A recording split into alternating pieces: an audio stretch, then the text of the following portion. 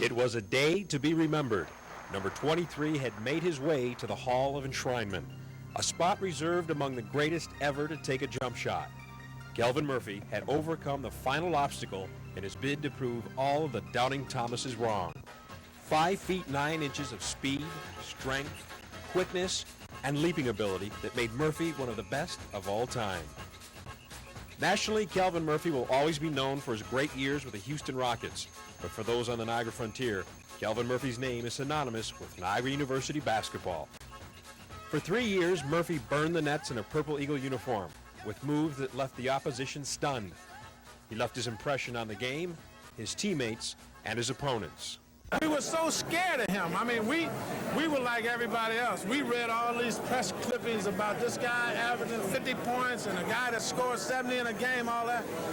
Billy Cowboy, who is our great defensive ace, held them the first game to 55, I think. And you know what? He said, Bob, I held him to 55. What else could I do? And that was, I mean, Murph was something else, man. He was feisty, he was good, and we had never seen anybody like that before. But he gave us the impetus as we got better, because we'd focused some of our preseason preparation into getting ready for Murph. I had a call from Pete Newell when he was drafted by then the San Diego Rockets. And Pete asked me, he said, we just drafted Calvin Murphy in the second round. And he said, Frank, can he make it?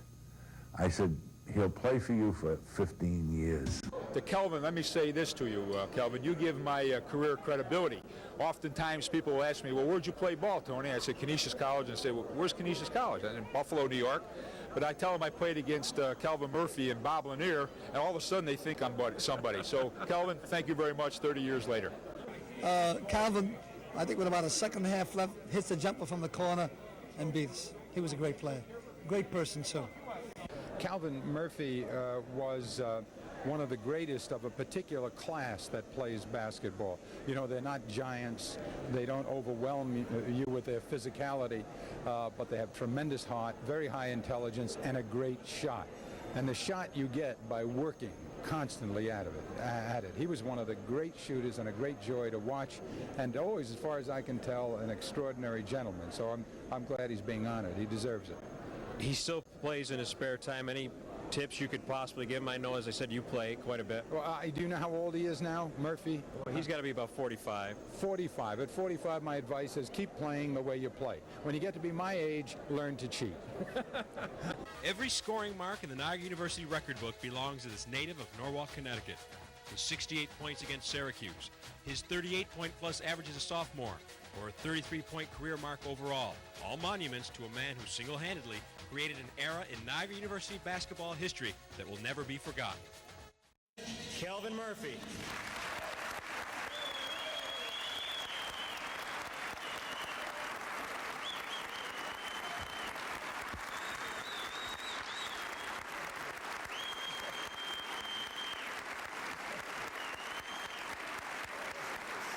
Thank you. Thank you. Oh boy, that was nice. Ooh, let me calm down for a second. You know, I need to fix this mic. This is the first time in history of me speaking I can raise the mic up. Hot dog. Let me just start off by saying that I've been blessed. The Lord has been very, very good to me. And so often I think back to times when one has got to make decisions. One has got to stand up and be counted. And the one thing that I did that started everything rolling in the right direction for me was back in 1966 when I made the decision to attend Niagara University. That was by far the smartest thing that Calvin Murphy has ever done. And as you were told earlier, that when I was inducted into the Basketball Hall of Fame, which is something that was very, very dear to my heart, you're standing there before the world. I made this statement that the greatest thing that ever happened to me was Niagara University. The reason I did that is because so often we tell one another, but I want the world to know that in the Niagara Frontier, we had a university that just didn't put out basketball players, they put out men, and that's important to me. So I made that statement before the world.